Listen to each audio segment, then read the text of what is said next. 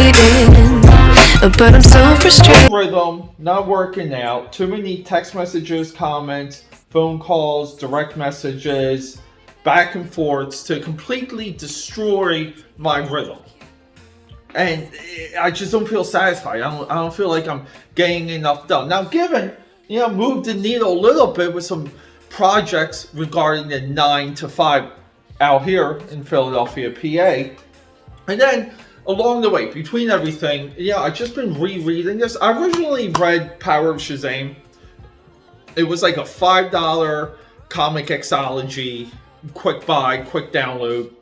I think originally it was like $11 or $12 on there, but I thought $5 was awesome. And I read it digitally, but growing up, like this was always at the comic shop. It was always just like there on the shelf, like collecting dust. And there was a little bit of this idea that Power of Shazam was a little bit more mature. They were kind of updating the character a little bit, and it was in this kind of like more adult era that it seemed a lot of the comics were marching in. Now, given like this is the late 80s, we're not talking about this.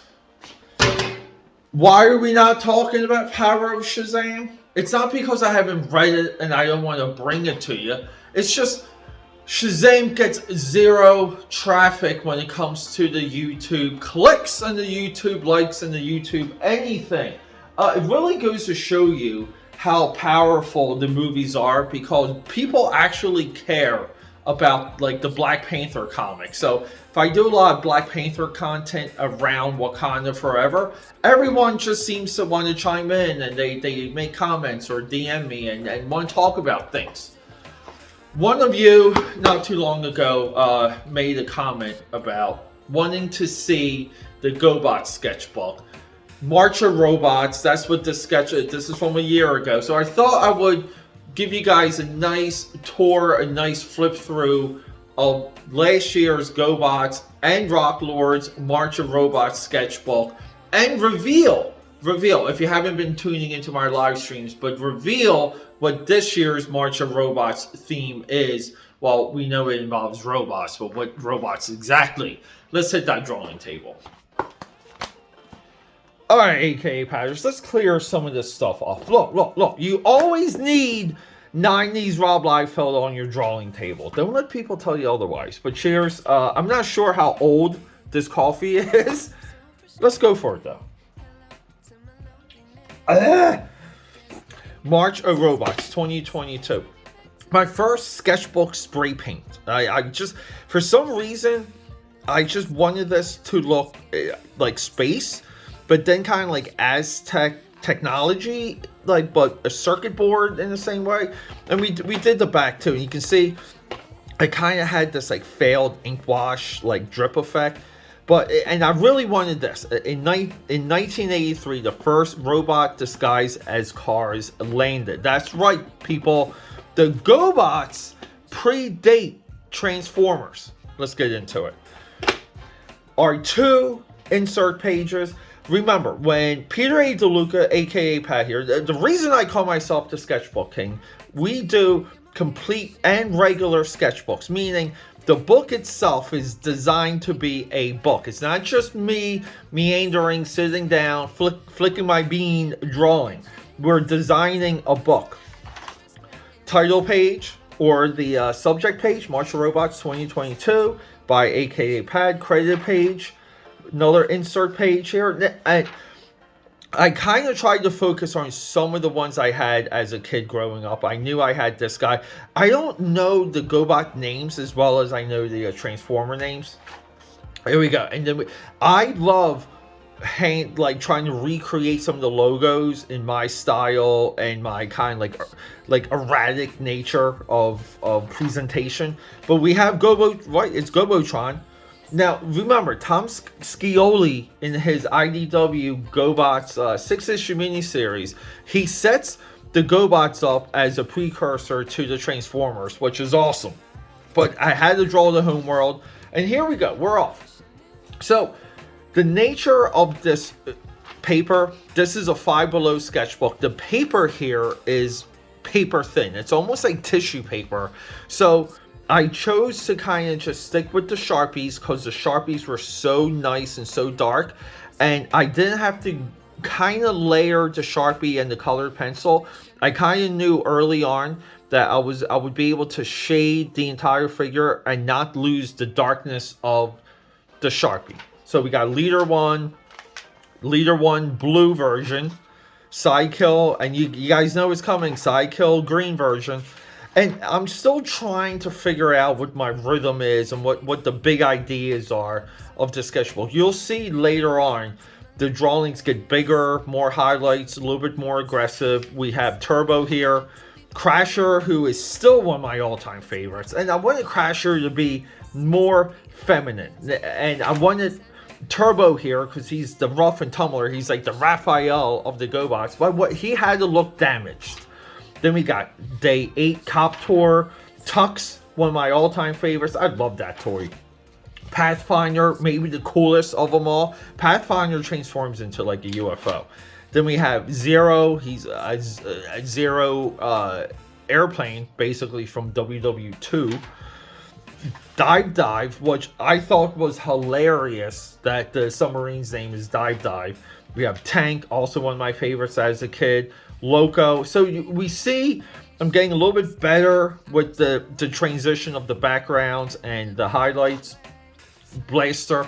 And then we're into the Rock Lords. This is the one I could not wait to draw, mostly because I just don't see a lot of artwork regarding the Rock Lords. We have Boulder, Granite, Nugget. Nugget's like the Bumblebee of the Rock Lords. Pulver, Eyes. Like the names are just Tombstone. Magmar, he's the Megatron of them. And Stick and Stone needs to have a crossover with Too Bad from Masters of the Universe. Rockshot. So some of these, this was like a gimmick toy. He shot a sphere from his like stomach.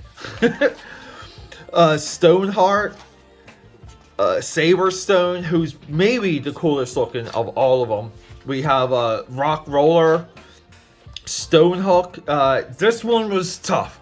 I don't feel like I nailed it. I don't feel like I got close. So, and then we have Flamestone. So, as the overall series was dying, a lot of them became like translucent. They were almost like crystal figures. And I'm pretty sure Flamestone was one of them. We had Solitaire, famous through the movie, the Rock Lords GoBots movie. And then I forget these ones, but they had these like fuzzy and these fuzzy creatures with like they had beaks with reptilian tails and claws. This was the 80s. Didn't nail that one as well. But then look, we're wrapping it up. We have Earth. We gotta draw Earth. We gotta do Earth because like we gotta do our connective threads in our storytelling here. But then usually at the end of every sketchbook, I do like a little bit of a write-up of what that franchise is, what it meant to me. And I remember playing with my GoBots January 28, 1986, the day that the Challenger blew up. And it's very impactful. I never really, ever since that day, I've become like almost like a NASA fanboy. And then here I go a little bit into the art direction. I just make notes of what the intentions were. Like some of it's based on speed, some of it's based on accuracy or what I wanted to portray. So, and the art direction is echoed in every single prompt, every single page, essentially. But then, and then, so essentially to create a blank, because I needed a blank, I just taped over this. This is almost like a sticky sheet. I just put like a sticky sheet over. And then we have our end. Our end is the two fortresses of the GoBots. This is the good guys. These are the bad guys. Really wanted to just wait till the end and draw these. And you know what? I kind of forget if I wanted something here. I don't think so. I'm pretty sure I wanted those blank.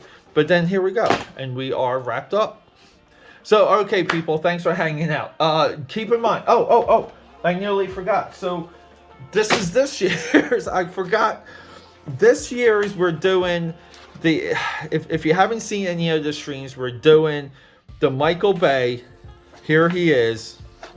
Same with Wiki. Do you guys see what's coming? The Michael Bay Transformers, and we're shooting. We got Cybertron right here. These are our contents page, but we have Archibald with Wiki.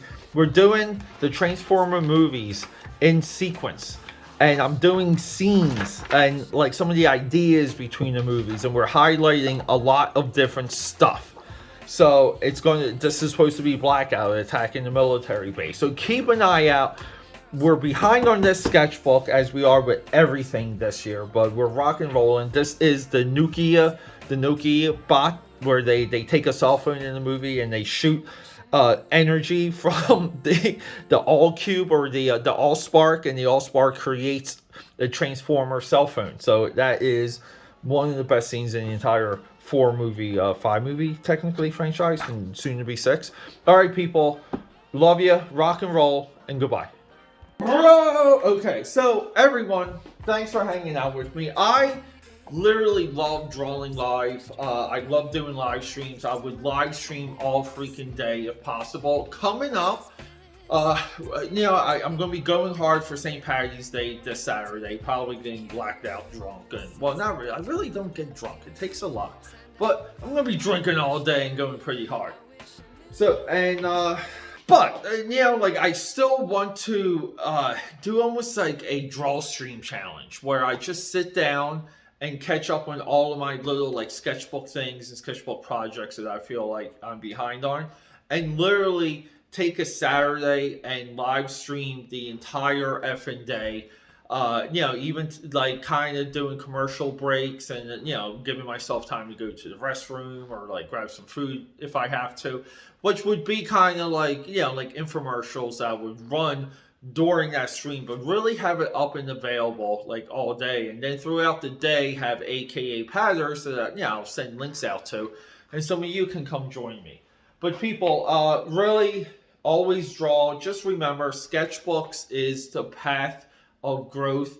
It's the only way to measure yourself as an artist, and not just drawing. I'm talking about like if you're inking, if you're a colorist, if you are obsessed with trees, give yourself a tree sketchbook challenge. But everyone, rock and roll.